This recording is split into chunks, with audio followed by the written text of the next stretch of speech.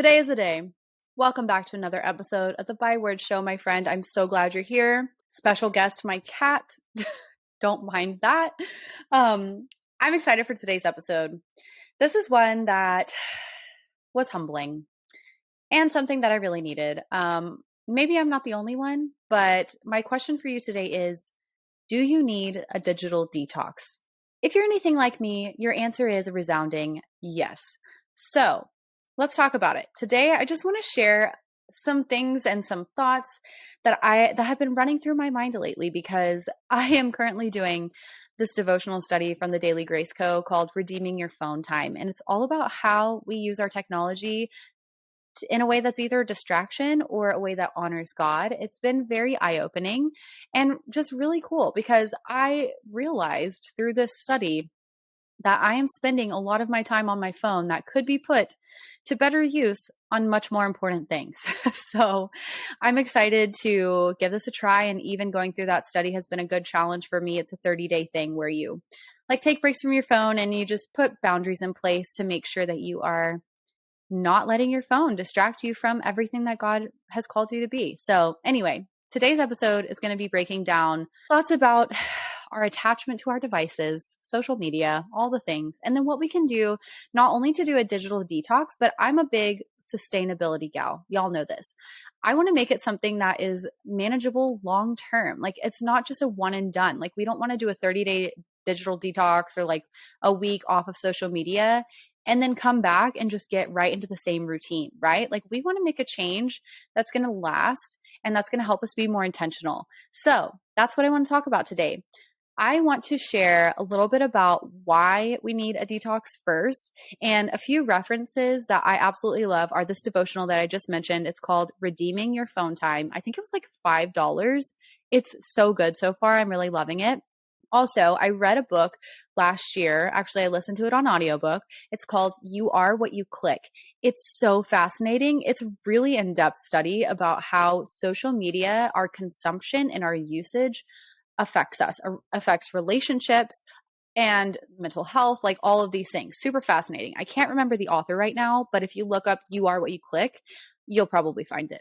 And then last one, this is kind of a different one, but it's called Growing Up Social. It's actually written by Gary Chapman, which is the love languages guy, but it's all about how to parent your kids in a world that is becoming increasingly technology absorbed. How do we foster a community of connection and empathy in a world that is turning to their devices? So I really love that one, especially as a mom, as a resource for how to have conversations with your kids, why it matters that we are not becoming absorbed with our devices, and how we can put boundaries in place that help us to stay connected to people and continue to build really healthy, meaningful relationships. So those are some things that I have been reading and researching and learning about that have really impacted me and have prompted me and inspired me to make this episode and also some changes in my own life. So I want to talk about two things in this episode. Number one is the actual detox, but also, like I said, the sustainability piece, because we need to make this something that's not going to be a one-time deal. And so I want to talk about how you can actually declutter. I want to talk about that first, actually, because whether or not you do a digital detox, here are some things that are actually practical that you can do that I think will greatly reduce any overwhelm or stress that comes from screen time without even taking a break from social media or your phone or whatever. These are some things that have helped me in the past that I highly recommend if you notice that you're just getting a little too much on the screen time, or if you just notice maybe you need a little bit of a break or a breather from all of the notifications and all of that. You know what I'm saying? So here are some things that help me when it comes to the decluttering piece of this. Some things that I wish were normal. I've talked to people about some of these things before and they're like, that's a good idea. I've never thought about that before. And it's literally just deleting apps that you don't use. That's so easy, a simple thing to do. Look on your phone right now, unless you're driving. Look on your phone and see if there are any apps that you haven't used. If you haven't used them in the past 6 months to a year, why? Why are they still there, sister? Let them go. Okay, let them go. You don't need them. They're taking up space on your phone. Just let it go. My thing for a long time was having apps on there that I was like, oh, I might use this someday. No, I'm never going to use it. If I need that information, I can just Google it. Or if I need to do it, I can do it on my laptop. Like those apps are unnecessary. It's just taking up space and we don't need that. Okay. So that's my first one. Secondly, let's talk about emails. Okay. I know that this is such a huge source of stress for so many people. I know people who have hundreds and thousands of unread emails that are just lit up like Christmas on their notifications. And I cannot handle that. I'm someone that I have a couple notifications, a couple unread messages living in there at a time. But for the most part, I try to be really intentional about cleaning out my inbox so that that is not a place of stress for me, especially because I work from my email. I'm in school. I need access to the important things and I don't want the clutter there because it just gets in the way. And also, if you have a bunch of unread messages, you might miss something, you might forget something. It's just a little chaotic. Okay. So here are some things that I do that help me keep my inbox life clear and clean. Number one is just simply unsubscribing from emails that you consistently open and delete or don't even read. You just delete. Why are you still getting those emails if you don't read them? Why? That is a question I've had to ask myself so many times. I would say in the last 3 to 6 months, I've just decided anytime I notice that I am getting an email and I am just opening it and deleting it, or even not even reading it, just scrolling to delete it. I don't need to have those notifications constantly pinging my phone. So I've just decided anytime that one of those emails comes through, I'll just quickly unsubscribe. It's not the end of the world. I don't know how I got on all these email lists. It's shops telling you about their sales. I don't need an email every single day from Madewell. Do you know what I'm saying? I love Madewell, but I don't need to hear from them every single day. So I've just decided unsubscribing from those things keeps my inbox clear. It keeps me from being bombarded with notifications all day. It's just unnecessary. So that is my first thought on emails. The second thing, which if you are somebody that has hundreds or thousands of unread emails, this might be really daunting, but zero your inbox regularly. And I'm talking once or twice a week. Just sit down and go through. Now, if you are somebody who has a ton of unread emails that you need to get through, you may just need to set a timer for 5 minutes a day and go through and delete all the spam emails or the old emails that you're not going to get to. And then once you get to a point where it's 10, maybe 20 emails and you can sit down for a little bit and actually work your way through them and then maintain that going forward, I promise you, it will make your life so much easier. It will eliminate so much stress, just not seeing all of that clutter. It just, I just can't. It makes me so stressed out. So what I do now is I'll sit down once or twice a week and it'll be my email time. Or if it's something urgent, I'll just pick a time during the day to sit down at my computer and go through my emails. Or if it's something that I've left unread so that I remember to set a reminder or to do something or to respond to somebody, I will set a reminder on my phone to get back to that email at a certain point where I know I can give it my attention. And that helps me a lot because I know I'll get to it, but I don't have that constant pressure of oh my gosh, all these notifications are just there and I'll never be able to get to them all. That's something that's really helped me as well. Next is simply deleting old contacts from your phone. It takes up space. I mean, probably not a lot, but also why? It's just kind of unnecessary. So this is something again where I just will sit down it might not take very long either. You can just sit down if you have a free minute and just go through the A's and the B's, see how far you get. Because if there are a ton of contacts in your phone that are either old numbers or doctors that you don't see anymore, people that you don't see or talk to anymore, you can just let them go. And it clears out space in your phone and it just let's, just get rid of that clutter. Along with that is unfollowing people or unfriending people that you don't know or you don't want to follow anymore, accounts that make you feel bad about yourself or cause comparison or anxiety, or even accounts that feed consumerism, make you want to waste money. And so those are some things that I have been doing in the past year that have helped me a lot, just declutter my social feeds because it's just so much. We're spammed with so much stuff all day, every day. And if I can do anything to minimize that for myself, I'm going to do it. So this is kind of a silly example. It's kind of embarrassing actually, but I've been doing this thing for the past year. So honestly, I'm probably almost done with this. Facebook. I have a love-hate with Facebook. Actually, I don't love Facebook. It's fine. I don't really enjoy it though.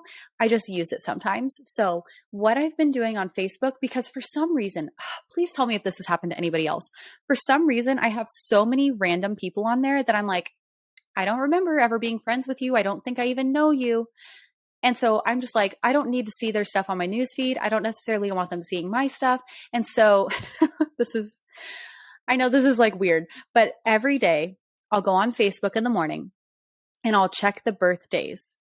And if it's a friend, I'll say happy birthday. If it's somebody that's like a random stranger or somebody I don't know or don't talk to anymore, I will just delete them. And so I know that sounds so bad, but like really, if there's somebody I don't know, they're not going to miss hearing from me on their birthday.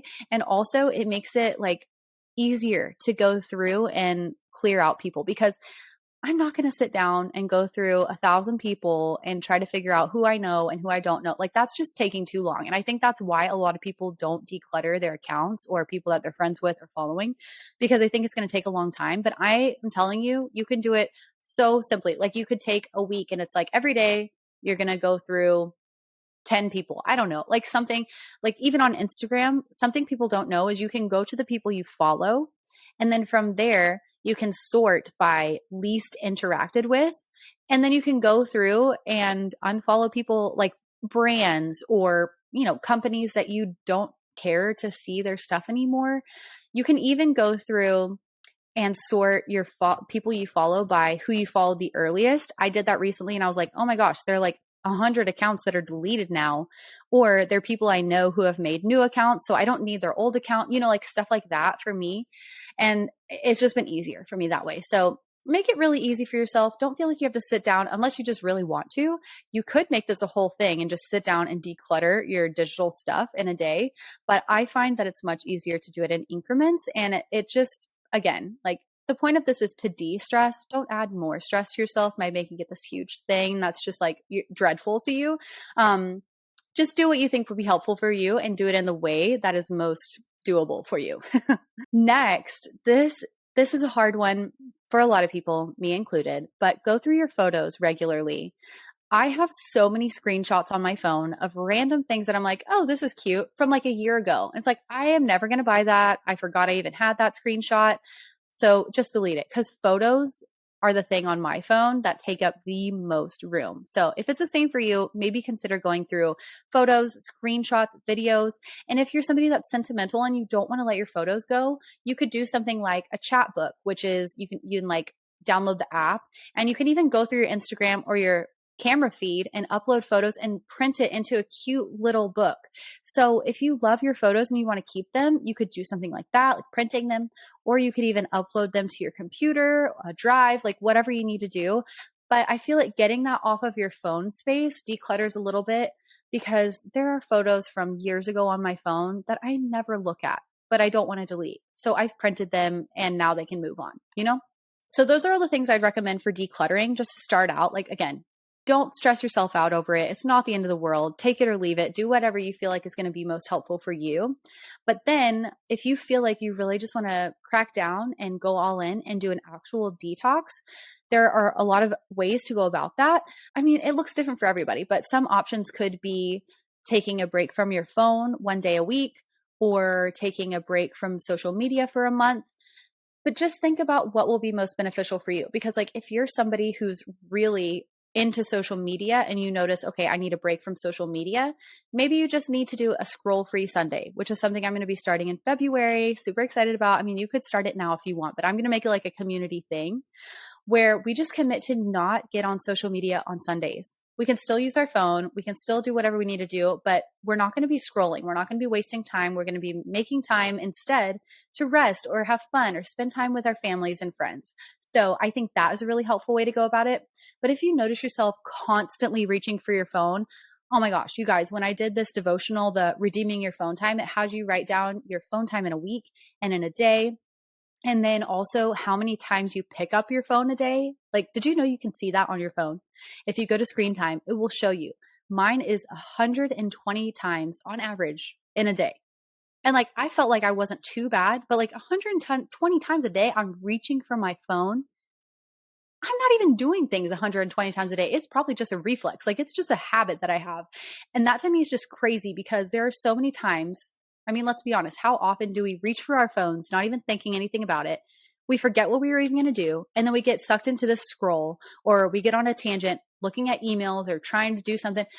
it just wastes so much time. And so something that I recommend is using Do Not Disturb. This feature is beautiful. It's magical. I love it. So if you especially need to sit down and get work done, or if you're meeting with a friend, or if you're in a meeting for whatever, like turn on Do Not Disturb.